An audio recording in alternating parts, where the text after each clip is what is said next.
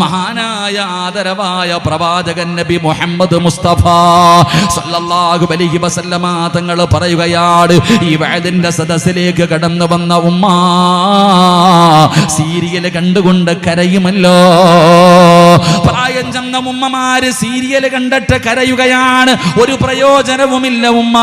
ഖസറ ദുനിയാ വൽ ആഖിറ, നിന്റെ ദുനിയാവും ആഖിറവും നഷ്ടപ്പെടുന്നതല്ലാതെ ഒരു പ്രയോജനമില്ല. മരണ വീട്ടിൽ പോയിരുന്ന് കരയുമല്ലോ. എടാ, മരണ വീട്ടിൽ പോയി കരയുന്നവന് സ്വർഗം കിട്ടില്ലല്ലോ. അല്ലാഹുവേ, മരണ വീട്ടിലിരുന്ന് കരയുന്നവൻ ഒരിക്കലും സ്വർഗം കിട്ടൂല. പിന്നെ എന്തിനാ നീ ഇരുന്ന് കരയുന്നത്? മഹാനായ ഇമാം ഗസാലി റളിയല്ലാഹു തആല അൻഹു മരണ വീട്ടിൽ കടന്നു ചെന്നപ്പോ ഒരാളിരുന്ന് കരയുകയാണ്. ഇമാം ഗസാലി തങ്ങൾ അവിടെ അത്ഭുതത്തോടെ ചോദിച്ചു, നീ എന്തിനാ കരയുന്നത്? ആ മരിച്ചവനെ ഓർത്തിട്ട് നീ കരയല്ലേ? നീ നിന്നെ കുറിച്ച് ഓർത്തിട്ട് കര. കാരണം മരിച്ചു കിടക്കുന്നവന് മരണത്തിന്റെ വേദന അനുഭവിച്ചു കഴിഞ്ഞല്ലോ. കുല്ലു നഫ്സിൻ ദായിഖത്തുൽ മൗത്ത്, മരണത്തിനൊരു രുചിയുണ്ടെന്ന് അല്ലാഹു പറഞ്ഞിട്ടുണ്ടല്ലോ. ആ മരണം കഴിഞ്ഞിട്ട് കിടക്കുന്നവനാണ്, ആ കടമ്പ കഴിഞ്ഞിട്ട് കിടക്കുന്നവനാണ്. എന്തിനാടാ നീ അവനെ കുറിച്ച് ഓർത്തിട്ട് കരയുന്നത്? നീ നിന്നെ കുറിച്ച് ഓർക്കടാ. നിന്റെ കണ്ണിന്റെ മുന്നിലേക്ക് ഒരു ദിവസം അസ്റായിൽ കടന്നു വരുമല്ലോ. ആ സമയത്ത് എങ്ങനെ രക്ഷപ്പെടും പടച്ചവര് എന്ന് ഓർത്തിട്ട് കരയടാ എന്ന് ഇമാം ഗസാലി തങ്ങൾ പറയുമ്പോ, മരണ വീട്ടിൽ പോയിരുന്ന് കരയുമല്ലോ. ക്യാൻസർ രോഗിയുടെ ചാരത്ത് പോയിരുന്ന് കരയുമല്ലോ. പടച്ചവനെ, രോഗങ്ങൾ വരുമ്പോ കരയുമല്ലോ. മനസ്സു വേദനിക്കുമ്പോ കരയുമല്ലോ. ആ കണ്ണീര് കൊണ്ട് വിലയില്ല. പക്ഷേ വിലയുള്ളത് ഈ കണ്ണുനീരിനാണ്. റസൂലുള്ളാഹി പറയുകയാണ്, നിങ്ങൾ ദുആ ചെയ്യുന്ന സമയത്ത് കരയണേ. കരച്ചല് വരുന്നില്ലേ? നിങ്ങൾ അഭിനയിക്കണേ എന്ന് നബി മുഹമ്മദ് മുസ്തഫ സല്ലല്ലാഹു അലൈഹി വസല്ലമ തങ്ങൾ അവിടെ പറയുമ്പോ, ഈ കൈപൊക്കിയവർക്ക് പടച്ച റബ്ബ് തരുന്ന പ്രതിഫലം എന്താണ്? അല്ലാഹുവിന്റെ റസൂൽ അവിടെ പറയുകയാ. അതാ റസൂലുള്ളാഹി പറയുകയാണ്, ലാ യലിജുന്നാറ ബകാ മിൻ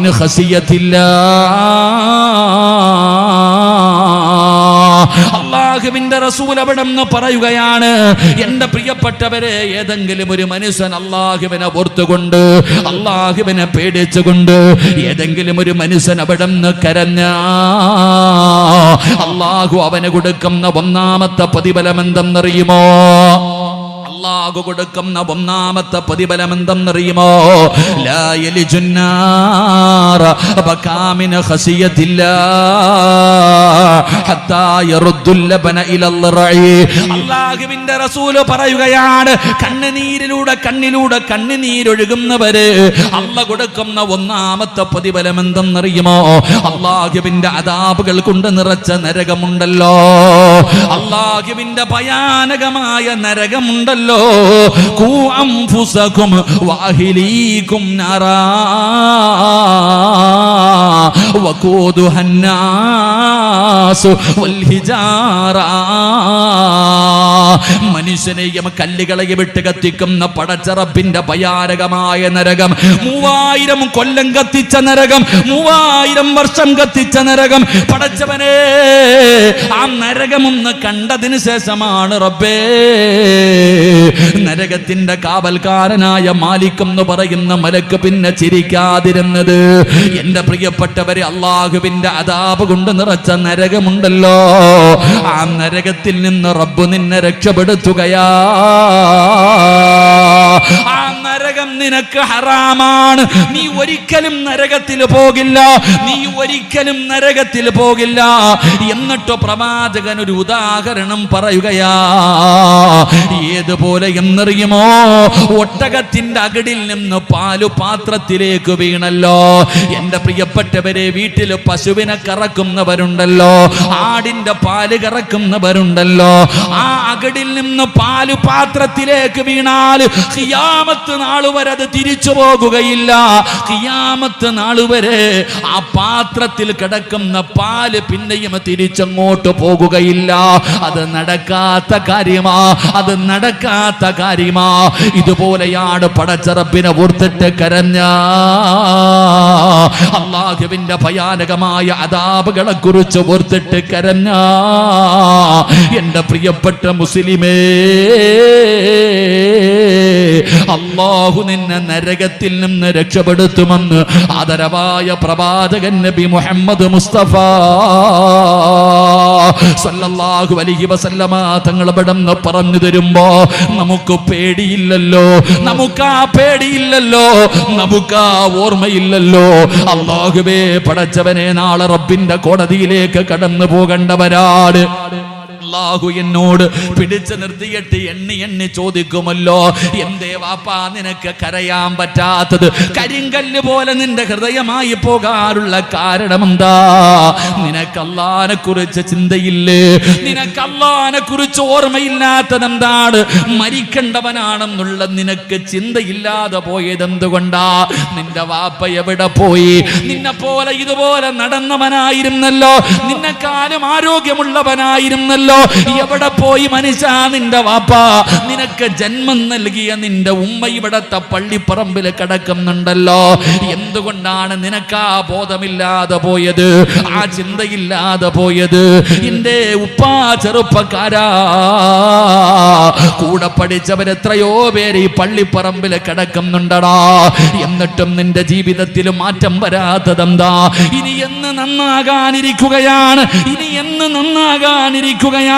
അല്ലാഹുവേ, വർഷങ്ങളായിട്ട് കൊറോണ എന്ന് പറയുന്ന ഒരു വൈറസ് വന്നിട്ട് എത്രയോ പേര് നിന്റെ കണ്ണിന്റെ മുന്നിൽ വീണു മരിച്ചു പോയില്ലേ? എത്രയോ പേര് ഇവിടെ കൊണ്ടുവന്നിട്ട് പടച്ചവനെ ഒന്ന് മയ്യത്ത് നമസ്കരിക്കാൻ ആളുകൂടാതെ, മയ്യത്ത് കുളിപ്പിക്കാൻ കഴിയാതെ, ജനങ്ങളെ കാണിക്കാതെ എത്രയോ പേരെ ഇവിടെ കൊണ്ടുവന്ന് കബറടക്കിയല്ലോ. എന്നിട്ടും നിനക്ക് ഇതുവരെ സമയമായില്ലേ? എന്റെ പ്രിയപ്പെട്ടവരെ, അഹങ്കാരികളെ പോലെ, ധിക്കാരിയെ പോലെ അല്ലാഹുവിനെ മതിമറന്നുകൊണ്ട് പടച്ചറപ്പിനെ ധിക്കരിച്ചു നടക്കാൻ തുടങ്ങിയിട്ട് കാലം കുറയായില്ലേ? എന്നിട്ടും നന്നാകാൻ കഴിയാത്ത ഉപ്പമാരോട് എന്റെ പ്രിയപ്പെട്ട ചെറുപ്പക്കാരാ, എന്തേ മോനെ നീ ഇങ്ങനെ ആയിപ്പോയത്? എന്റെ പ്രിയപ്പെട്ട പെങ്ങള് സീരിയല് കണ്ട് കരയുകയാ.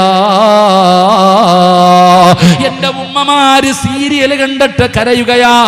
ഏറ്റവും വലിയ സങ്കടം അതല്ലേ? ഖുർആൻ ഓതിയിട്ടല്ല കരയുന്നത്, നരകം പറയുന്നത് കേട്ടിട്ടല്ല കരയുന്നത്, ഖബറിനെ കുറിച്ച് ചിന്തിച്ചിട്ടല്ല കരയുന്നത്, മരണത്തെ കുറിച്ച് ഓർത്തിട്ടല്ല കരയുന്നത്. സീരിയലിൽ പണത്തിന് വേണ്ടി അഭിനയിക്കുന്ന ഒരു പെണ്ണിന്റെ കണ്ണ് നിറഞ്ഞാൽ എന്റെ ഉമ്മയിരുന്ന് കരയുകയാ. ഇത്രയും മതപ്പതിച്ചു പോയോ ഉമ്മ? ഇത്രയും അതപ്പതിച്ചു പോയോ ഉമ്മ? എന്റെ പ്രിയപ്പെട്ട പെങ്ങളെ, ഈ ദുനിയാവിന്റെ തൊലിക്ക് മുകളിൽ നിന്നെ പോലെ ജീവിച്ച എത്രയെത്രയോ പെണ്ണുങ്ങളുണ്ട്. നിന്നെ പോലെ വിചാരമുള്ള മോഹങ്ങളും സ്വപ്നങ്ങളും ആഗ്രഹവുമുള്ള, നിന്നെ പോലെ പച്ച ഇറച്ചി ഉണ്ടായിരുന്ന എത്രയോ പെണ്ണുങ്ങൾ ജീവിച്ചിരുന്നു. ഈ സദസ്സിലിരിക്കുന്ന എത്ര പെണ്ണുങ്ങൾക്കാണ് ആയിഷയുടെ ചരിത്രം അറിയുന്നത്, ഫാത്തിമ ബീവിയുടെ ചരിത്രം അറിയുന്നത്, നഫീസത്തുൽ മിസ്രിയുടെ ചരിത്രം അറിയുന്നത്? വീട്ടിൽ നഫീസത്ത് മാലയുണ്ടെങ്കിൽ പോയിട്ടൊന്ന് വായിക്കണം പെങ്ങള്. ഇന്ന് വഴുത് കേൾക്കാൻ കടന്നു വന്ന പെങ്ങളോട് പറയുകയാ, ഇന്ന് വഴുത് കടിഞ്ഞ് വീട്ടിൽ പോയി നാളെ എപ്പോഴെങ്കിലും നിനക്ക് സമയം കിട്ടിയാൽ നഫീസത്ത് മാല എടുത്തിട്ടൊന്ന് വായിച്ചു നോക്ക്. ആരാണ് നഫീസത്തുൽ മിസ്രി എന്നറിയുമോ? നീ പഠിക്കേണ്ടത് നഫീസത്തുൽ മിസ്രിയുടെ ചരിത്രമാണ്. നിന്റെ ജീവിതത്തിൽ നായികയാക്കേണ്ടത് നഫീസത്തുൽ മിസ്രിയാണ്. ആരാണ് നഫീസത്തുൽ മിസ്രി എന്നറിയുമോ? ഈജിപ്റ്റ് എന്ന് പറയുന്ന രാജ്യത്തേക്ക് കടന്നു ചെല്ലുമ്പോൾ കാണാറ് പടച്ചവനെ നഫീസത്തുൽ മിസ്രിയുടെ മക്ബറയിലേക്ക് കടന്നു പോകുമ്പോ മനോഹരമായ വില കൂടിയ പൂവുകൾ കൊണ്ട് അലങ്കരിച്ച മക്കാബ് കാണാ. എന്തൊരു സുഗന്ധമെന്നറിയോ, എന്തൊരു സുഗന്ധമെന്നറിയോ? പടച്ചവനെ നഫീസത്തുൽ മിസ്രി റളിയല്ലാഹു തആല അൻഹയുടെ മക്കാബ് മുഴുവനും പൂക്കളെ കൊണ്ട് നിറഞ്ഞിരിക്കുകയാണ്. എന്തൊരു സുഗന്ധമാ! അല്ലാഹ്, ഖബറിനകത്ത് കിടക്കുമ്പോഴും പരിമളം ഇങ്ങനെ അടിച്ചു വീശുകയാണ്. കാരണം എന്തെന്നറിയോ? ഇതുപോലെ ഒരു വയല് കേൾക്കുകയാണ് നഫീസ. ഇതുപോലെ ഒരു വയല് കേട്ടുകൊണ്ടിരിക്കുകയാണ്. പടച്ചവനെ, പ്രവാസകൻ അൽഹാകുമുത്തകാസുർ ഹത്താ സുർതുമുൽ മഖാബിർ. ഈ സൂറത്ത് ഓതിയിട്ട് അർത്ഥം ഇങ്ങനെ പറഞ്ഞു കൊടുക്കുമ്പോ നഫീസ ബോധം കെട്ട് വീണു. വയലിന്റെ സദസ്സിലിരുന്ന നഫീസത്തുൽ മിസ്രിയ റളിയല്ലാഹു തആല അൻഹ സദസ്സിലങ്ങ് ബോധം കെട്ട് താഴെ വീഴുകയാ. അവസാനം എന്റെ പ്രിയപ്പെട്ട പെങ്ങള് നഫീസത്തുൽ മിസ്രിയ റളിയല്ലാഹു തആല അൻഹയ്ക്ക് ബോധം വന്നു. ഇറങ്ങി ഓടുകയാ.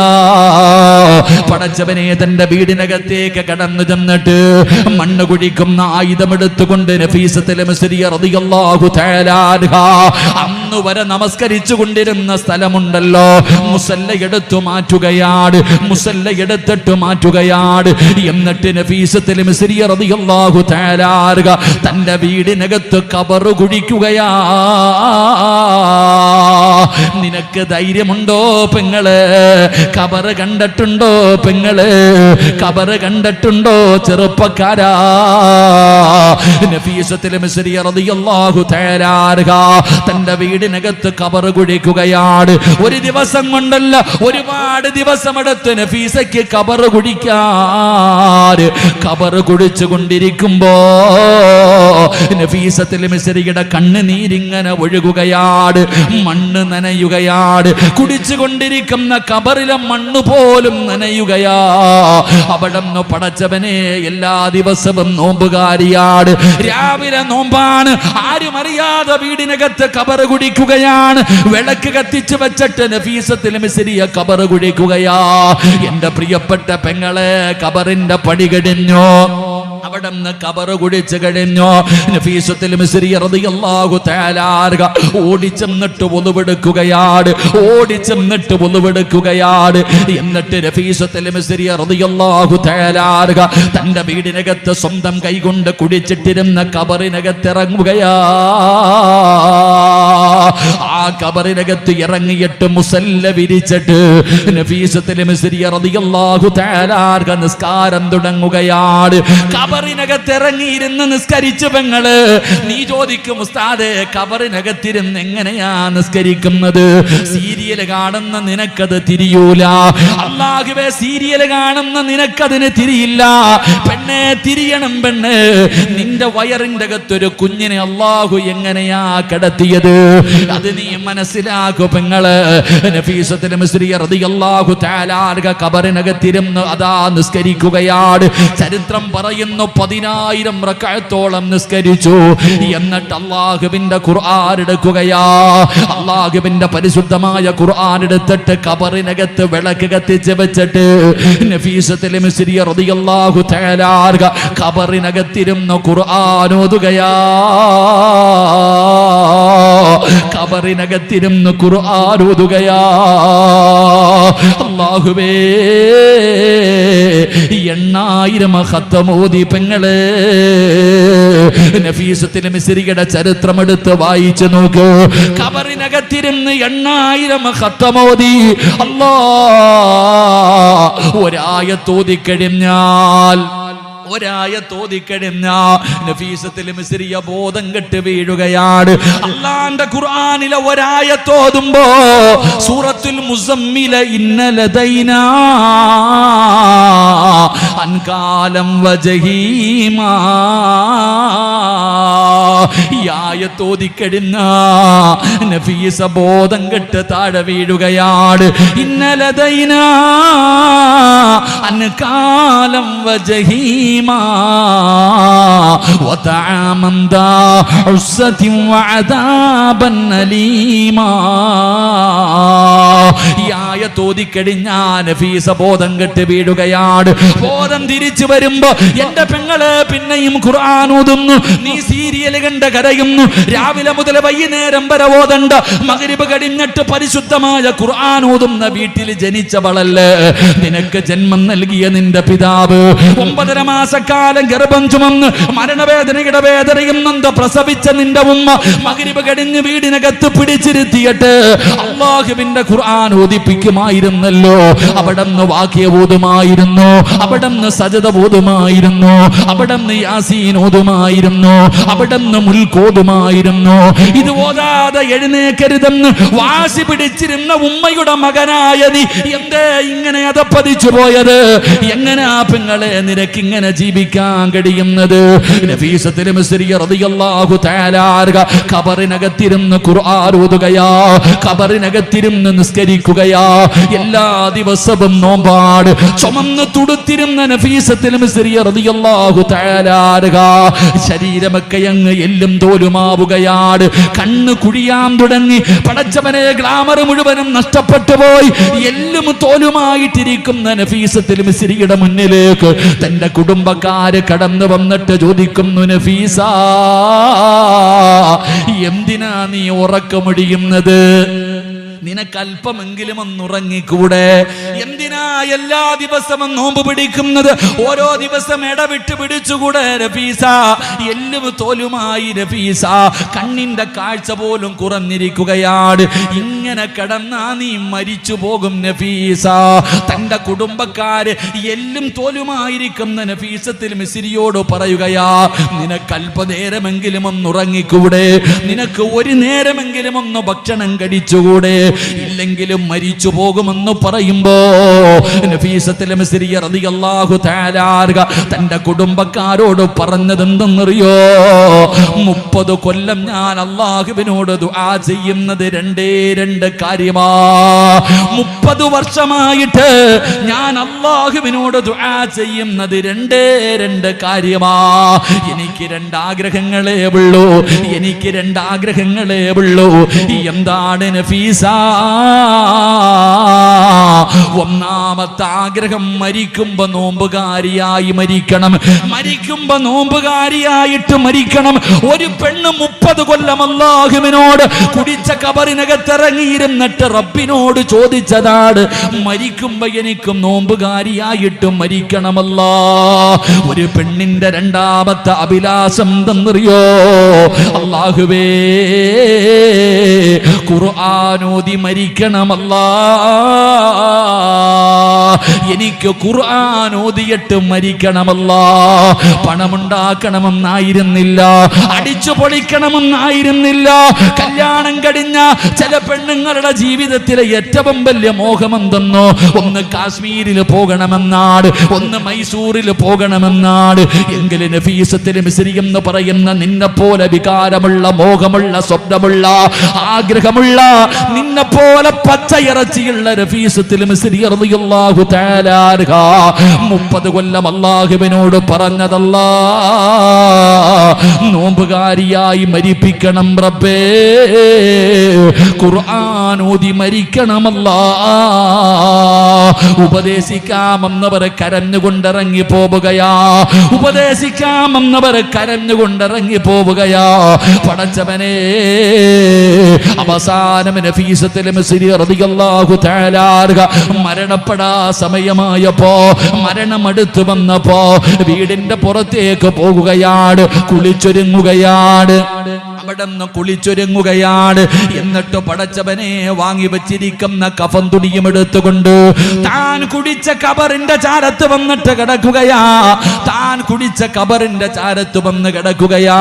അപ്പോഴാണ് വരുന്നത് മലക്കുൽ മൗത്ത് അസ്റായീൽ. അസ്റായീൽ എന്ന് പറയുന്ന മലക്ക് കടന്നു വരികയാണ്.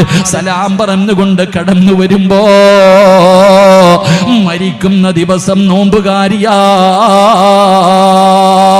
നഫീസത്തുൽ മിസ്രി റളിയല്ലാഹു തആല അവിടുന്ന് നോമ്പുകാരിയായിട്ടാണ് മരിക്കുന്നത്. മരിക്കുന്ന ദിവസം സുന്നത്ത് നോമ്പായിരുന്നു. നഫീസത്തുൽ മിസ്രിക്ക് അവിടുന്ന് നോമ്പായിരുന്നു. പടച്ചവനെ, റൂഹ് പിടിക്കുന്നതിന് വേണ്ടി മലക്കുകൾ കടന്നു വന്നു. അല്ലാഹ് റൂഹ് പിടിച്ചുകൊണ്ടിരിക്കുമ്പോ നഫീസത്തുൽ മിസ്രി റളിയല്ലാഹു തആല അല്ലാഹുവിന്റെ വിശുദ്ധമായ ഖുർആൻ എടുത്തിട്ട് പാരായണം ചെയ്യുകയാണ്. അവിടുന്ന് ഖുർആൻ ഓതുകയാണ്. ഓതിയ ആയത്ത് ഏതെന്നറിയോ? ലഹും ലഹും ഇൻദ റബ്ബിഹിം വഹും വലിയുഹും. അല്ലാഹുവിന്റെ വിശുദ്ധമായ ഖുർആനിലെ സ്വർഗ്ഗത്തെ കുറിച്ച് പറയുന്ന ആയത്ത്. ഈ ആയത്ത് പാരായണം ചെയ്തിട്ട് ശഹാദത്ത് കലിമ പറഞ്ഞിട്ട് നഫീസത്തുൽ മിസ്രി റളിയല്ലാഹു തആല അല്ലാഹുവിന്റെ സ്വർഗ്ഗത്തിലേക്ക് പച്ചപ്പറവയെ പോലെ പറന്നു പോയെന്ന് ചരിത്രം പറയുമ്പോ പെങ്ങളെ നാണമില്ലേ പെണ്ണെ? സീരിയൽ കണ്ട് കരയുന്ന ഉമ്മ, എന്റെ പ്രിയപ്പെട്ടവരോട് പറയുകയാണ്, ആ കണ്ണീരിന് വിലയില്ല എങ്കിൽ ഈ കണ്ണീരിന് വിലയുണ്ട്. നാളെ നിന്നെ നരകത്തിൽ അല്ലാഹു ഇടൂല. നരകത്തിന്റെ തീയിൽ നിന്ന് റബ്ബ് നിന്നെ രക്ഷപ്പെടുത്തുകയാ. അല്ലാഹുവിന്റെ ഭയാനകമായ അദാബുകൾ കൊണ്ട് നിറച്ച നരകമുണ്ടല്ലോ. ആ നരകത്തിൽ നിന്ന് രക്ഷപ്പെടാനുള്ള ഒന്നാമത്തെ വഴി എന്താ? ലക്ഷങ്ങൾ സദക്ക കൊടുക്കണ്ട, പള്ളി കെട്ടി കൊടുക്കണ്ട, രാത്രി ഉറക്ക പൊഴിയണ്ട, ഒരുപാട് കഷ്ടപ്പെടണ്ട. അല്ലാഹുവേ, എപ്പോഴെങ്കിലും ജീവിതത്തിൽ ചെയ്തു പോയ പാപങ്ങൾ ഓർത്തിട്ട് നിന്റെ കണ്ണൊന്നു നനഞ്ഞാൽ, നിന്റെ കണ്ണൊന്നു നിറഞ്ഞാൽ, അല്ലാഹുവിന്റെ റസൂല് പറയുകയാണ്, ലാ യലിജുന്നാറ ബകാ മിൻ ഖസിയത്തില്ലാ. അല്ലാഹു നരകത്തിന്റെ തീയിൽ നിന്ന് അല്ലാഹു നിന്നെ രക്ഷപ്പെടുത്തുമെന്ന് നബി മുഹമ്മദ് മുസ്തഫ സല്ലല്ലാഹു അലൈഹി വസല്ലമ തങ്ങൾ അവിടെന്ന് പറയുമ്പോ രണ്ടാമത്തെ പ്രതിഫലം എന്താ? രണ്ടാമത്തെ പ്രതിഫലം എന്താ? സമയമില്ലാത്തത് കൊണ്ട് വിശദീകരിക്കുന്നില്ല. അല്ലാഹുവിന്റെ പ്രവാചകൻ പറയുന്നു, ഇന്ന് ഈ സദസ്സിലിരുന്നു കൊണ്ട് ഉസ്താദേ ദുആ ചെയ്യുന്ന സമയത്ത് കരയുമെന്ന് തീരുമാനിച്ചവരെ അല്ലാഹു നിനക്ക് തരുന്ന രണ്ടാമത്തെ പ്രതിഫലം എന്തെന്നറിയുമോ? സബഅത്തുൻ യുളില്ലുഹുമുല്ലാഹു ഫീ ളില്ലി വറജുലുൻ ദക്കറല്ലാഹു ഖലിയാ ഫഫാലത് ഐനാ. കൈപൊക്കാൻ മടി കാണിച്ചവര്, വാശി കാണിച്ചവര് ഇല്ല ഉസ്താദേ എന്ന് പറഞ്ഞു വാശി കാണിച്ചവരോട്, അഹങ്കാരം കാണിച്ചവരോട് രണ്ടാമത്തെ പ്രതിഫലം എന്തെന്നറിയോ? നിന്നെ 3 കഷ്ടം വെള്ളത്തുടിയിൽ പൊതിഞ്ഞിട്ട് നിന്റെ കുടുംബക്കാര് മുഴുവനും, പടച്ചവരെ ചിന്തിക്ക് ചെറുപ്പക്കാരാ, ഒരു ദിവസം ഇവിടത്തെ പള്ളിയിൽ നിന്ന് വിളിച്ചു പറയുമല്ലോ, ഇന്നാ ലില്ലാഹി വ ഇന്നാ ഇലൈഹി റാജിഊൻ. നീ മരിച്ചുപോയെന്ന് വിളിച്ചു പറയുമല്ലോ. നിന്റെ കുടുംബക്കാരും നാട്ടുകാരും നിന്നെ കാണാൻ നിന്റെ വീട്ടിലേക്ക് കടന്നു വരുമല്ലോ. നിന്റെ കുടുംബക്കാര് വീടിന്റെ സൈഡിൽ ഒരുക്കി വെച്ചിരിക്കുന്ന സ്ഥലത്ത് അതാ നിന്നെ ചുമന്നു കൊണ്ടുപോയി കിടത്തിയിട്ട് ചെറിയ ചൂടുള്ള വെള്ളത്തിന്റെ അകത്ത് നിന്റെ മയ്യത്ത് കുളിപ്പിക്കുമല്ലോ. അല്ലാ തുടയ്ക്കുകയാ. പുതിയ പളയെ പോലെ നിന്നെ അതാ അവിടെ നിന്ന് ഒരുക്കുകയാണ്. എന്നിട്ട് 3 കഷ്ടം വെള്ള തുണിയുടെ മുകളില് അത് വിരിച്ചിട്ടിട്ടുണ്ട്. നിന്റെ കൊട്ടാരം പോലുള്ള വീടിനകത്ത് ഇങ്ങനെ വിരിച്ചിട്ടിട്ടുണ്ട്. കൊച്ചു കുഞ്ഞുങ്ങളെ താങ്ങിയെടുത്തു കൊണ്ടുവരുന്നത് പോലെ നിന്നെ ചുമന്നു കൊണ്ടുവന്ന് മയ്യത്ത് കട്ടിലിന്റെ അതാ മയ്യത്തിന്റെ 3 കഷ്ടം വെള്ള തുണിയുടെ മുകളില് നിന്നെ മലർത്തി കിടത്തുമല്ലോ. എന്നിട്ട് പഞ്ഞിയെടുക്കുകയാ, സുഗന്ധം തേച്ച പഞ്ഞിയെടുക്കുകയാ. മൂക്കിന്റെ ദ്വാരം പഞ്ഞി കൊണ്ടടയ്ക്കുന്നേ. കാണേണ്ടവർ കണ്ടോ, ഇതാ പൊതിയുന്നേ. നിനക്ക് ജന്മം നൽകിയ നിന്റെ വാപ്പ, നിന്റെ കൂടപ്പിറപ്പുകള്, നിന്റെ കുടുംബക്കാര് അവര് തന്നെ പറയുകയാ, കാണേണ്ടവരൊക്കെ കണ്ടോ, കാണേണ്ടവരൊക്കെ കണ്ടോ, ഇതാ പുതിയ പോകുകയാണ്. എല്ലാവരും തിരക്കാട്. നിന്നെ അവസാനമായൊന്ന് കാണുന്നതിന് വേണ്ടി തിരക്ക് കൂട്ടിയപ്പോ നിന്റെ കുടുംബക്കാര് തന്നെ പറഞ്ഞു, കണ്ടതൊക്കെ മതി പൊതിഞ്ഞുകൊള്ളാൻ. കണ്ടതൊക്കെ മതി പൊതിഞ്ഞുകൊള്ളാർ. ഇത് പറയുന്നത് നിന്റെ കുടുംബക്കാര് തന്നെയാ. ഉടനെ 3 കഷ്ടം വെള്ള തുണിയങ്ങ് മടക്കുകയാണ്, നിന്നതിനകത്തിട്ട് പൊതിയുകയാണ്, 3 കെട്ടുകൾ കെട്ടുകയാണ്. അല്ലാഹുവേ, ഇവിടത്തെ പള്ളിയിൽ നിന്ന് കൊണ്ടുവന്ന മയ്യത്ത് കെട്ടിലെന്ന് പറയുന്ന വാഹനത്തിലേക്ക് നിന്നെ എടത്തിക്കടത്തുമല്ലോ. എന്നിട്ട് 6 പേര് ചുമക്കുകയാ. നിന്റെ വീടിനകത്ത് നിന്ന് നിന്റെ മയ്യത്തെടുക്കുന്ന സമയമുണ്ടല്ലോ, ഏതു മനുഷ്യന്റെയും കണ്ണ് നിറഞ്ഞു പോകുന്നതപ്പോഴാണ്. ഒരു മരണ വീട്ടിൽ നിന്ന് നിലവിളി കേൾക്കുന്നതപ്പോഴാണ്. ഒരു മരണ വീട്ടിൽ നിന്ന് നിലവിളി കേൾക്കുന്നതപ്പോഴാണ്. അല്ലാഹുവേ, അരുമക്കിടാങ്ങൾ വാപ്പയെ വിളിക്കുന്നേ. എന്റെ ഉപ്പാനെ കൊണ്ടുപോകല്ലേ, എന്റെ ഉമ്മാനെ കൊണ്ടുപോകല്ലേ, എന്റെ ഈ കാനെ കൊണ്ടുപോകല്ലേ എന്ന് പറഞ്ഞുകൊണ്ട് വീടിനകത്ത് ആരെല്ലാം കിടന്ന് നിലവിളിച്ചാൽ ഒരു പരിഗണനയും കൊടുക്കാതെ നിന്നെ അവസാനം ഈ പള്ളിയിൽ കൊണ്ടുവരുമല്ലോ. മയ്യത്ത് നമസ്കാരം കഴിഞ്ഞോ, ഈ പള്ളിപ്പറമ്പിൽ എവിടെയോ 6 അടി മണ്ണിന്റെ ഒരു കുടിയെടുക്കുമല്ലോ.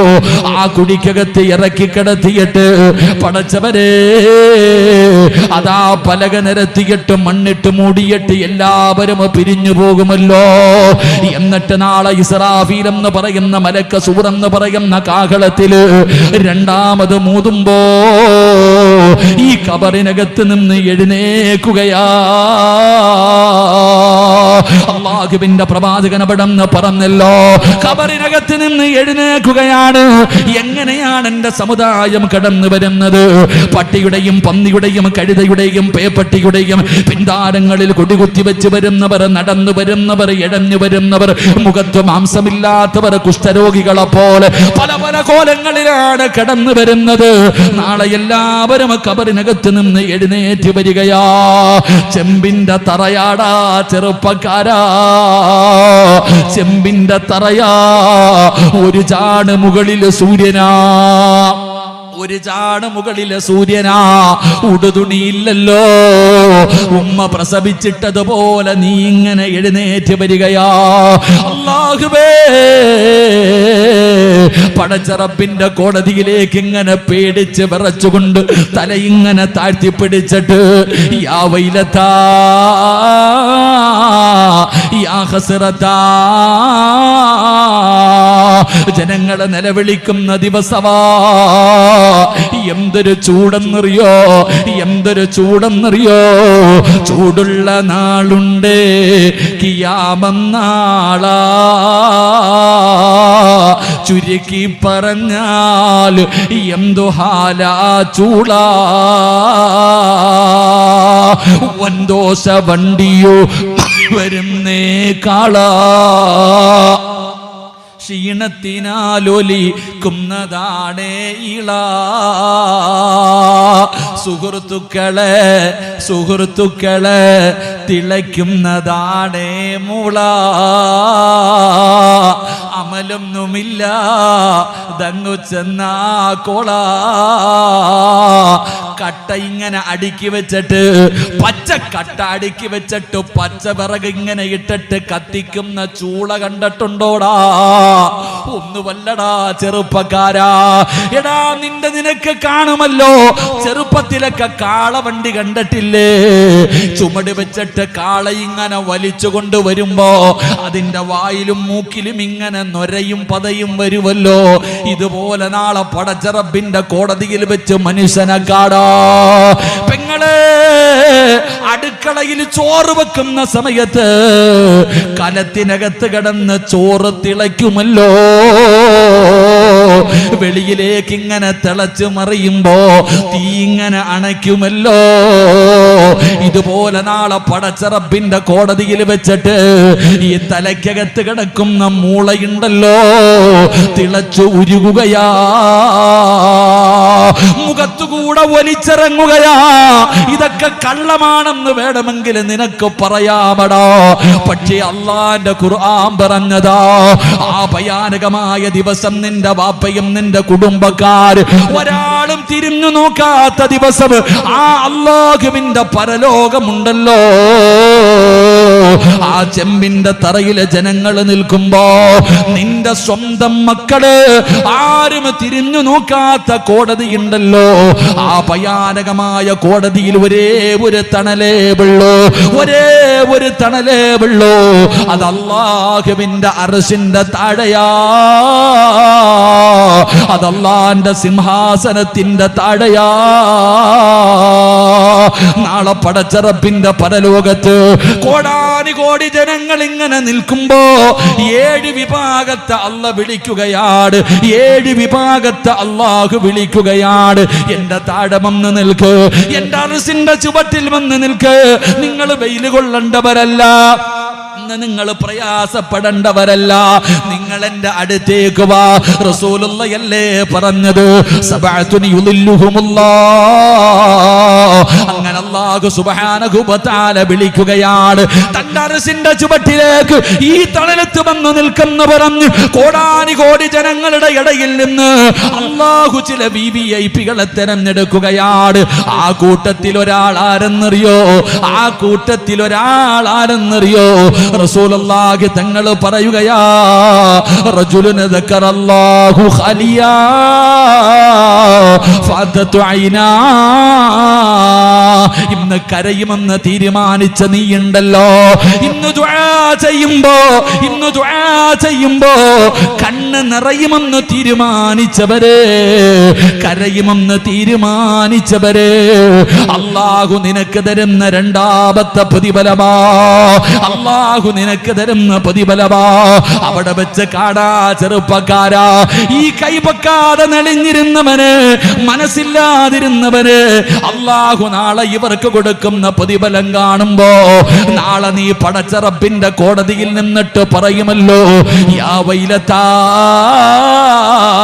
എന്റെ നാശമേ, എന്റെ നാശമേ, യാ ഖസ്റത്താ. നിലവിളിക്കും മോനെ, നിലവിളിക്കും മോനെ. ഉദ്ഘാടകനായ ഉസ്താദ് ഓതിയ ആയത്ത് മറന്നു പോകരുത്. അന്ന് പറയും പടച്ചവരെ, ഒന്ന് കേട്ടാ മതിയായിരുന്നു റബ്ബേ, അന്ന് പറഞ്ഞതൊന്ന് അനുസരിച്ചാ മതിയായിരുന്നു റബ്ബേ. അതുകൊണ്ട് എന്റെ പ്രിയപ്പെട്ടവരോട് പറയുകയാണ്, നാളെ അർശിന്റെ താഴ്ഭാഗത്ത് പടച്ച റബ്ബ് വിളിച്ചു കൂട്ടുന്ന 7 വിവിഐപികളിൽ ഒന്നാമത്തെ മനുഷ്യനാരാ? അതിലെ ഒരു മനുഷ്യനാരെന്നറിയോ? കരഞ്ഞവനാ, കരഞ്ഞവനാ.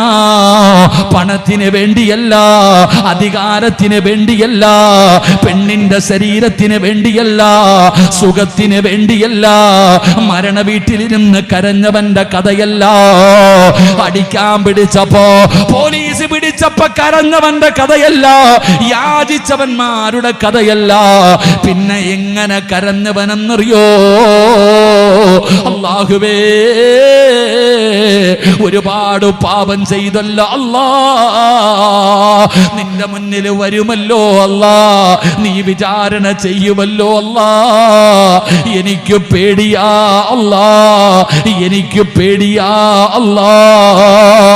പടച്ച റബ്ബിനെ കുറിച്ച് ഓർത്തിട്ട് കരയുന്നവന് അല്ലാഹു കൊടുക്കുന്ന രണ്ടാമത്തെ പ്രതിഫലം, നാളെ അർശിന്റെ താഴെ അല്ലാഹു നിനക്കൊരു സ്ഥാനം തരുമെന്ന് ആദരവായ പ്രവാചകൻ നബി മുഹമ്മദ് മുസ്തഫ, ആദരവായ പ്രവാചകൻ നബി മുഹമ്മദ് മുസ്തഫ സല്ലല്ലാഹു അലൈഹി വസല്ലമ തങ്ങൾ പറയുമ്പോ മൂന്നാമത്തെ പ്രതിഫലമെന്താ?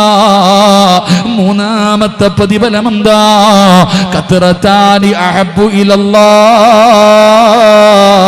കത്റതു ദുമൂഇ മിൻ ഖശിയത്തില്ലാഹ്. അല്ലാഹുവിന്റെ പ്രവാചകൻ അവിടെന്ന് പറയുകയാ, അല്ലാഹുവിന്റെ റസൂൽ സല്ലല്ലാഹു അലൈഹി വസല്ലമ തങ്ങൾ പറഞ്ഞു, ഒന്നാമത്തെ പ്രതിഫലം, ഒന്നാമത്തെ പ്രതിഫലം ആരാണോ അല്ലാഹുവിനെ ഭയന്നുകൊണ്ട് കരയുന്നത്, ജീവിതത്തിൽ ചെയ്തു പോയ പാപങ്ങൾ ഓർത്തിട്ട് കരയുന്നത്, ആ കരയുന്നവനെ നരകത്തിൽ കൊണ്ടിടൂല, നരകത്തിന്റെ തീ തൊടൂല. അല്ലാഹു ഭാഗ്യം തരുമാറാകട്ടെ, അല്ലാഹു ഭാഗ്യം തരുമാറാകട്ടെ, അല്ലാഹു ഭാഗ്യം തരുമാറാകട്ടെ. ഇതിപ്പോൾ ഒരു ദേഷ്യമുള്ളതുപോലെ, ഇതിപ്പോൾ ഒരു ദേഷ്യമുള്ളതുപോലെ ഉസ്താദ് എന്തപ്പം ഇങ്ങനെ പറഞ്ഞെന്ന് ഞാൻ പിന്നെ എങ്ങനെ പറയണം? നരക വിഷയിതായി പോയില്ലേ? വിഷയം ഇതാകുമ്പോൾ അതിൻ്റെ ഗൗരവത്തിൽ പറയണം. അതുകൊണ്ടാണ് ഞാൻ ചിരിക്കാത്തത്. അള്ളാഹു ചിരിക്കാൻ പാടില്ല എന്നല്ലേ പറയണേ? ശരി, എല്ലാവരും ഒന്ന് പുഞ്ചിരിച്ചേ. ചങ്ങാതി സദക്കയുടെ കൂലിയാ, ഇന്ന് പിരിവൊന്നുമില്ല, അതുകൊണ്ടൊന്ന് ചിരിക്ക്. കൊലച്ചിരിയിരിക്കാനല്ല പറഞ്ഞ, പുഞ്ചിരിക്കാനാ പറഞ്ഞ. അള്ളാഹു നമ്മുടെ ഈ ചിരി മരിച്ചു കിടക്കുമ്പോഴും നിലനിർത്തി തരുമാറാകട്ടെ. അള്ളാഹു നിലനിർത്തി തരുമാറാകട്ടെ. എപ്പോഴും ദുആ ചെയ്യുമ്പോഴും ഒറ്റയ്ക്ക് എപ്പോഴും കരഞ്ഞുകൊണ്ട് നടക്കണമെന്നില്ല, എപ്പോഴും ഇങ്ങനെ കരഞ്ഞു വിളിച്ചുകൊണ്ട് നടക്കണമെന്നല്ല ഞാൻ പറഞ്ഞത്. ഏറ്റവും കുറഞ്ഞത് ദുആ ചെയ്യുമ്പോഴെങ്കിലും കരയാം, ഇല്ലെങ്കിൽ അഭിനയിക്ക്, നാളെ നരകത്തിൽ നിന്ന് രക്ഷപ്പെടാം. 2, എൻ്റെ പ്രിയപ്പെട്ട സഹോദരങ്ങളെ, 7 വിഭാഗം ആൾക്കാർ അള്ള വിളിക്കും. വാ ഇങ്ങ് വാ, എൻ്റെ താഴെ നിൽക്ക്, ഈ അരശിൻ്റെ താഴെ തണലുണ്ട്, വാ ഇവിടെ നിൽക്ക് എന്ന് പറഞ്ഞിട്ട് അള്ള വിളിക്കുന്ന VVIPയിൽ ഒരാൾ നീയാ. അള്ളാഹു ആ കൂട്ടത്തിൽ പെടുത്തുമാറാകട്ടെ. അള്ളാഹു ആ കൂട്ടത്തിൽ പെടുത്തുമാറാകട്ടെ. 3, അള്ളാഹു ഷഹീദായി മരിക്കാൻ ഭാഗ്യം തരുമാറാകട്ടെ. ഷഹീദിൻ്റെ പ്രതിഫലം എന്താ? ഷഹീദിൻ്റെ പ്രതിഫലം നമ്മൾ പഠിക്കുന്നവരാ. നബി സല്ലല്ലാഹു അലൈഹി വസല്ലമ തങ്ങൾ സ്വഹാബത്തിനോട് ഷഹീദിൻ്റെ പ്രതിഫലം പറഞ്ഞു കൊടുത്തു. എന്താ ഷഹീദ്? നമുക്കറിയാലോ, ബദറിലും മുഹദിലും ഹന്തക്കിലും ഖൈബറിലും തബൂക്കിലൊക്കെ പോരാടി വീര്യമിത്യം ഭരിച്ച ശുഹദാഇൻ്റെ ബദരീങ്ങളുടെ പ്രതിഫലം നമ്മൾ പറയുന്നവരല്ലേ, മജ്ലിസിനൂറൊക്കെ പാരായണം ചെയ്യുന്നവരല്ലേ. ബദരീങ്ങളുടെ സ്ഥാനം, ബദരീങ്ങളുടെ പ്രതിഫലം എന്താണ്? നമ്മൾ ആ ബദരീങ്ങളുടെ ബർക്കത്ത് കൊണ്ട് അള്ളാഹു നമ്മളെ രക്ഷപ്പെടുത്തുമാറാകട്ടെ. പറ മനുഷ്യന്മാരെ, അള്ളാഹു ബദരീങ്ങളുടെ ബർക്കത്ത് കൊണ്ട് രക്ഷപ്പെടുത്തുമാറാകട്ടെ. എന്താണ് ബദരീങ്ങൾ? അവരുടെ 1ാമത്തെ തുള്ളി രക്തം വീഴുമ്പോൾ തന്നെ അള്ളാഹ് അവരുടെ ജീവിതത്തിൽ ചെയ്തത് മുഴുവനും പുറത്തു കൊടുത്തു. അതാ ശുഹദാക്കളുടെ പ്രതിഫലം എന്താ? അപ്പോൾ 1ാമത്തെ തുള്ളി രക്തം വീഴുമ്പോൾ തന്നെ അള്ളാഹു അവരുടെ ജീവിതത്തിൽ ചെയ്ത പാപങ്ങൾ പുറത്തു കൊടുക്കും. അള്ളാഹു ഷഹീദായി മരിക്കാൻ ഭാഗ്യം തരുമാറാകട്ടെ. അള്ളാഹു ഷഹീദായി മരിക്കാൻ ഭാഗ്യം തരുമാറാകട്ടെ. ആഗ്രഹമുണ്ടാ? എന്ന് കൈപൊക്കിക്കേ. അതിനെങ്കിലും പൊക്കിയല്ലോ, അൽഹംദുലില്ലാ. ഷഹീദായി മരിക്കാന്ന് പറഞ്ഞാൽ വാള് ഊരിയിട്ട് അങ്ങ് പോകാനല്ല, വാള് ഊരി എങ്ങും പോണ്ട. ഇപ്പം യുദ്ധമൊന്നും ഇല്ലല്ലോ, ഇപ്പം യുദ്ധമൊന്നുമില്ല. വാളെടുത്തിട്ടുള്ള യുദ്ധമല്ല ഇപ്പം വാള് കൊണ്ടുള്ള യുദ്ധമല്ല, അതിനേക്കാളും വലിയ യുദ്ധമാണ്. ശത്രുവിനെ കൊല്ലാൻ എളുപ്പമാണ്. ആരോഗ്യവാനായ ഒരു ശത്രുവിൻ്റെ മുന്നിലേക്ക് കടന്നു എന്ന് യുദ്ധം ചെയ്ത് കൊല്ലാൻ എളുപ്പമാണ്. പക്ഷെ ഇപ്പം നമ്മൾ യുദ്ധം ചെയ്യേണ്ടത് സ്വന്തം നഫ്സിനോടാണ്. അതാ ഏറ്റവും വലിയ യുദ്ധം. നമ്മൾ വിചാരിക്കണം ഇവരൊക്കെ ജിഹാദ് എന്ന് പറഞ്ഞ് കളിയാക്കുന്നല്ലോ. ജിഹാദ് എന്താന്ന് ഓൻ ഇതുവരെ തിരിഞ്ഞിട്ടില്ല. സ്വന്തം നിസ്കരിക്കാൻ വേണ്ടി അള്ളാന്റെ പള്ളിയിൽ നിന്ന് ബാങ്ക് വിളിച്ചു. സുബഹിക്ക് അസ്വലാത്തു ഖൈറും മിനന്നൗം, സുബഹിക്ക് വിളിക്കത്തില്ലേ? സുബഹി ബാങ്ക് കേൾക്കണവരൊക്കെ ഒന്ന് കൈപൊക്കിക്കേ. അല്ലാഹു, സുബഹി ബാങ്ക് നമ്മൾ അത് നിസ്കരിക്കുന്നവരും കേൾക്കാറില്ല. നിസ്കരിക്കുന്നവരും സുബഹി ബാങ്ക് കേൾക്കാറില്ല. കാരണം അലാറം വെച്ചിട്ട് 10 മിനിറ്റ് മുമ്പ് പള്ളിയിൽ പോകുന്നവരാ. ഏറ്റവും വലിയ ജിഹാദ് എന്ന് പറഞ്ഞ ആ ഉറക്കത്തിൽ ഇങ്ങനെ കിടക്കുമ്പോ ഇബിലീസ് വന്നിട്ട് ഇങ്ങനെ തടകും. ഉറങ്ങുമോനെ, എഴുന്നേക്കല്ലേടാ എന്ന് പറഞ്ഞ് നിന്നെ ഉറക്കം നേരത്ത് അവനെ പരാജയപ്പെടുത്തിയിട്ട് എഴുന്നേറ്റ് പച്ചവെള്ളത്തിൽ ഒതുവെടുത്ത് തണുപ്പത്ത് പള്ളിയിൽ പോയി 2 റക്അത്ത് ജമാഅത്തായി നിസ്കരിക്ക്. അതൊരു ജിഹാദാ. അള്ളാഹു ഈമാൻ നൽകുമാറാകട്ടെ. അതൊരു ജിഹാദല്ലേ? ളുഹറിന് പള്ളിയിൽ പോകാൻ എല്ലാവരെ കൊണ്ടും പറ്റും, സുബഹിക്ക് എല്ലാവരെ കൊണ്ടും പറ്റൂല. സുബഹിക്ക് പള്ളിയിൽ പോയി നിസ്കരിക്കണം, അതാ ധൈര്യം. അതോ പള്ളിയിൽ പോകുന്ന കാര്യം പറയുമ്പോൾ വയ്യ. സുബഹിക്ക് എഴുന്നേറ്റ് പള്ളിയിൽ പോയി നിസ്കരിക്കും, വയ്യ. ഡോക്ടർ പറഞ്ഞു കൊളസ്ട്രോള് കൂടുതലാ, അറ്റാക്ക് വരും, ചത്തുപോകും. എഴുന്നേറ്റ് നടക്കാൻ പറയുമ്പോൾ ഭാര്യയും കെട്ടിയവനും കെട്ടുമ്പോഴേയും കൂടെ നടക്കുന്ന കാണാം. അല്ല പറഞ്ഞ് നീ 5 നേരം നിസ്കരിക്ക്, പള്ളിയിൽ പോയി നിസ്കരിക്ക്. വണ്ടിയിൽ പോകണമെന്നല്ല അല്ല പറഞ്ഞേ. നിസ്കരിക്കാൻ പള്ളിയിലേക്ക് പോകുമ്പോൾ നടന്നു പോകാനാ പറഞ്ഞേ. നിസ്കരിക്കാൻ വേണ്ടി പള്ളിയിലേക്ക് നടക്കുന്ന ഓരോ ചുവട്ടടിയുടെ പ്രതിഫലം അറിയോ? ആരാപ്പ പള്ളിയുടെ മിഹ്റാബിനകത്ത് വണ്ടി കയറ്റാൻ പോയി നമ്മൾ അവിടെ വരെ കയറ്റും. അങ്ങനത്തെ ആൾക്കാരാ. നടന്ന് പള്ളിയിലേക്ക് പോ. ഒരു ദിവസം ഒരു വക്കത്തെങ്കിലും നടക്ക്. പള്ളിയിലേക്ക് നടന്ന ഡോക്ടർ പറഞ്ഞു, നീ 5 നേരം പള്ളിയിൽ പോയി നിസ്കരിച്ചിരുന്നെങ്കിൽ ഈ കടന്ന് ഓടേണ്ട വല്ല കാര്യമുണ്ടോ? ഇപ്പൊ എന്നോടും ഡോക്ടർ പറഞ്ഞിരിക്കണത് കൊളസ്ട്രോൾ കൂടുതലാ, നടക്കാനാ. എവിടെ നടക്കാനാ? രാവിലെ നമ്മളൊക്കെ ഈ വയല് കഴിഞ്ഞ് പോകുമ്പോൾ ഏറ്റവും വലിയ സങ്കടം എന്തെന്നറിയോ? ഈ വയസ്സുള്ള ഉപ്പായും ഉമ്മായും കൂടെ അലാറം വെച്ച് വാരി എഴുന്നേക്കും, എഴുന്നേക്ക് പോണ്ടേന്ന്. ജീവിതത്തിൽ റസൂലുള്ളാഹി തങ്ങൾ പറഞ്ഞു, ഒരു പെണ്ണിന് സ്വർഗമുണ്ട്. ഏത് പെണ്ണിന്? ഒരു ഭാര്യയ്ക്കും ഒരു ഭർത്താവിന് സ്വർഗമുണ്ട്. ഏത് ഭാര്യയ്ക്കും ഭർത്താവിനും? രാവിലെ സുബഹി നിസ്കരിക്കാതെ ഭർത്താവ് എഴുന്നേറ്റ് ഉളുവെടുക്കാൻ പോയി. ഭാര്യയെ വിളിച്ച് എഴുന്നേക്കാമിന. ആമിന അവിടെ തന്നെ കിടക്ക. ഒലുവെടുത്തിട്ട് തിരിച്ചു വരുമ്പോ ആ ഒലുവെടുത്ത വെള്ളം മുഖത്ത് നിന്ന് ഇങ്ങനെ എടുത്തിട്ട് ഉറങ്ങുന്ന ഭാര്യയുടെ മുഖത്തിങ്ങനെ കുടഞ്ഞിട്ട് എഴുന്നേക്കാമിന എന്ന് പറഞ്ഞ് വിളിച്ചുണർത്തുന്ന ഭർത്താവിന്, നിസ്കരിക്കാതെ കിടക്കുന്ന ഭർത്താവിന്റെ മുഖത്ത് വെള്ളം ഒഴിച്ചിട്ട് എഴുന്നേക്ക് നിസ്കരിക്കണ്ടേ എന്ന് പറഞ്ഞ് വിളിച്ചുണർത്തുന്ന പെണ്ണിന് സ്വർഗമുണ്ടെന്നാ. അതുകൊണ്ടൊത്തൂല്ല. ഡോക്ടർ പറഞ്ഞു കൊളസ്ട്രോൾ കൂടിയിട്ടുണ്ട്, ബ്ലോക്ക് വരും, അറ്റാക്ക് വരും, ചത്തുപോകും, രാവിലെ എഴുന്നേറ്റ് നടക്കണം. അപ്പം അലാറം വെക്കും. അപ്പം അലാറം വെച്ചിട്ട് വിളിക്കാം, വാ എഴുന്നേക്ക് എഴുന്നേക്ക്, വയ്യ എഴുന്നേക്ക് മനുഷ്യ എഴുന്നേക്ക്, ഒറ്റയ്ക്ക് പോകണ്ടേ, ഞാനും വരായിക്ക, ഞാനും വരാം. കയ്യിലൊരു കമ്പും പിടിച്ചിട്ടാ നടക്കണം. പട്ടി വന്നാ തല്ലാൻ, പട്ടി വന്ന തല്ലാൻ റോഡിൽ കൂടെ ഭാര്യയും ഭർത്താവും കൂടെ നടക്കാം. നിസ്കരിക്കാൻ കാണിച്ചിരുന്നെങ്കിൽ നീ എന്നെ രക്ഷപ്പെട്ടേന്. അല്ല പറഞ്ഞു പോടാന്ന് നീ കേട്ടില്ല. ഇപ്പൊ ഡോക്ടർ പറഞ്ഞപ്പോൾ നിനക്ക് പേടി. എടാ ചങ്ങായി, മരിക്കേണ്ട സമയം എപ്പോഴായാലും മരിക്കും, അതിന് ഒന്നും വേണമെന്നില്ല, അസുഖം വേണമെന്നൊന്നുമില്ല. മരിക്കേണ്ടവൻ എപ്പോഴും. 1400 വർഷങ്ങൾക്ക് മുമ്പ് പറഞ്ഞില്ലേ, ഈ പണ്ടുള്ള വാപ്പമാരൊക്കെ എത്ര കൊല്ലം ജീവിച്ച്. പണ്ടുള്ളവര് ചെരുപ്പിടാറില്ല. പണ്ടുള്ളവര് ചെരുപ്പില്ലാതെ നടക്കണമെന്നാണ് ഇപ്പം ഡോക്ടർമാർ പറയണേ. ഒരാൾ ചെരുപ്പില്ലാതെ നടന്നു കഴിഞ്ഞാൽ രക്തത്തിന്റെ സർക്കുലേഷൻ കറക്റ്റ് ആകുന്നു. ചെരുപ്പില്ലാതെ നടക്കണമെന്നാണ്. ചെരുപ്പില്ലാതെ നടന്നു കഴിഞ്ഞാൽ എൻ്റെ പ്രിയപ്പെട്ടവരെ ബ്ലഡ് ഓട്ടമൊക്കെ കറക്റ്റ് ആകും. ഇത് 1400 വർഷം മുമ്പ് മുത്തുനബി പറഞ്ഞല്ലേ. അള്ളാഹു നമുക്ക് ഈമാൻ നൽകുമാറാകട്ടെ. അള്ളാഹു ഈമാൻ നൽകുമാറാകട്ടെ. ഇതിപ്പോൾ ഞാൻ പറഞ്ഞേ, എന്താ ഞാൻ പറഞ്ഞു വന്നേ? വിഷയം മാറിപ്പോ. എന്താപ്പോ പറഞ്ഞേ? അള്ളാഹു ഈമാൻ നൽകുമാറാകട്ടെ. അള്ളാഹു നമ്മുടെ ഭാര്യമാരെ, നമ്മുടെ മക്കളെയൊക്കെ അള്ളാഹു നന്നാക്കി തരുമാറാകട്ടെ. നിസ്കരിക്കുന്ന നല്ല കാര്യങ്ങൾ ചെയ്യ്. നിസ്കരിക്കുന്നവന് കിട്ടുന്ന പ്രതിഫലമല്ല ഞാൻ പറഞ്ഞത്. അള്ളാഹു നാളെ അറശിന്റെ താഴ്ഭാഗത്ത് നിനക്കൊരു സ്ഥാനം തരും. എന്ത് ചെയ്താ? കരഞ്ഞാ മതി. അള്ളാഹു ഭാഗ്യം തരുമാറാകട്ടെ. പോലീസ് പിടിക്കുമ്പോൾ കരയും, സാറേ സാറേ സാറേ. പഞ്ചായത്ത് ഓഫീസിൽ പോയി നിന്നിട്ട് സാറേ സാറേ എവിടെല്ലാം പോയി നിന്ന് സാറ് വിളിച്ച് കരയുന്നു. അള്ളാടെ മുന്നിൽ കരയടാ, നട്ടല് നേരെ നിൽക്ക്, അള്ളാടെ മുമ്പിൽ കര. അള്ളാഹു നിന്നെ രക്ഷപ്പെടുത്തും. അള്ളാഹു രക്ഷപ്പെടുത്തുമാറാകട്ടെ. അള്ളാഹു രക്ഷപ്പെടുത്തുമാറാകട്ടെ. 3 ഞാൻ പറഞ്ഞു വന്നത് ജിഹാദ്. പള്ളിയിലേക്ക് പോയി നിസ്കരിക്കുന്നത് ജിഹാദാ. തെറ്റ് ചെയ്യാൻ അവസരം കിട്ടുമ്പോൾ ഒരു പെണ്ണ് പറയുന്നു വാ വാ എന്ന് പറഞ്ഞ് വിളിക്കുമ്പോൾ പോടാന്ന് പറഞ്ഞിട്ട് പോകണം. തെറ്റ് ചെയ്യാൻ അവസരം കിട്ടുമ്പോൾ തെറ്റിൽ നിന്ന് മാറുന്നത് ജിഹാദാ. അപ്പൊ അതുകൊണ്ട് ഞാൻ പറഞ്ഞു വന്നത്, ജിഹാദിന്റെ പ്രതിഫലം, ഷഹീദിന്റെ കൂലി കിട്ടുന്ന മരണം അള്ളാഹു നമുക്ക് നൽകുമാറാകട്ടെ. നബി സല്ലല്ലാഹു അലൈഹി വസല്ലമ തങ്ങൾ പറഞ്ഞു, അള്ളാഹുവിന്റെ റസൂല് പറഞ്ഞു, അള്ളാഹുവിന് 2 തുള്ളികൾ ഏറ്റവും ഇഷ്ടപ്പെട്ടതാണ്. അള്ളാഹുവിന് ഏറ്റവും ഇഷ്ടപ്പെട്ട 2 തുള്ളികൾ റസൂലുള്ളാഹി തങ്ങൾ പറയുകയാണ്, ഖത്റതാനി അഹബ്ബു ഇലല്ലാഹ്. 2 തുള്ളികൾ അല്ലാഹുവിന് വല്ലാത്ത ഇഷ്ടമാണ്. അല്ലാഹുവിന് ഏറ്റവും ഇഷ്ടപ്പെട്ട 2 തുള്ളികൾ. ഒന്നാമത്തെ തുള്ളി ഏതെന്നറിയോ?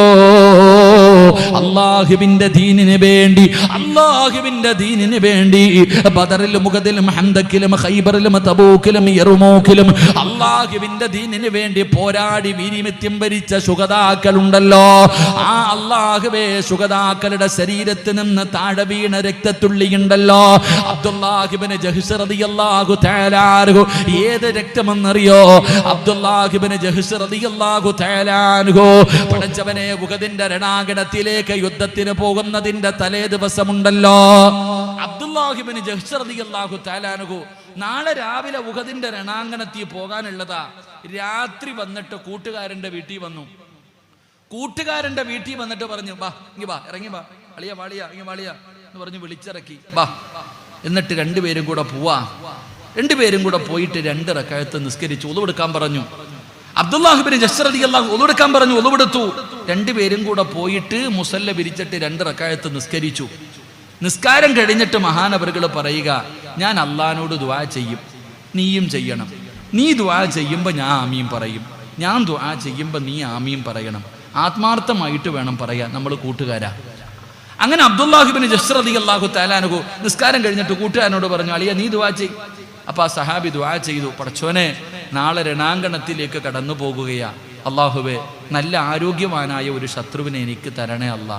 എനിക്കവനെ പരാജയപ്പെടുത്തണം, എനിക്കവനെ വധിക്കണം, എനിക്കവനെ കൊല്ലണം. അതുപോലെ പറയാ, പടച്ചവനെ, ഇസ്ലാമിന്റെ ഒരു ശത്രു, നാളെ രണാങ്കണത്തിൽ ഒരു ശത്രുവിനെ എനിക്ക് കിട്ടണം, എനിക്കവനെ പരാജയപ്പെടുത്തണം, അതിനുള്ള ഭാഗ്യം തരണേ അല്ലാ. അബ്ദുല്ലാഹിബ്നു ജഹ്ശ് റളിയല്ലാഹു തആല ആമീൻ പറഞ്ഞു. ദുആ കഴിഞ്ഞു. മഹാനവറുകൾ പറഞ്ഞു, ഇനി ഞാൻ ചെയ്യും, നീ ആമീൻ പറയണം. എന്താ ചെയ്തതെന്നറിയോ? അല്ലാഹുവേ, നാളെ ഞാൻ യുദ്ധക്കളത്തിൽ പോകും, എനിക്ക് എന്നെക്കാളും ആരോഗ്യമുള്ള ക്രൂരനായ ഒരു എതിരാളിയെ തരണം. അല്ലാഹുവേ, എന്നെക്കാളും ആരോഗ്യമുള്ള ക്രൂരനായ ഒരു നല്ല യോദ്ധാവിനെ എനിക്ക് തരണം.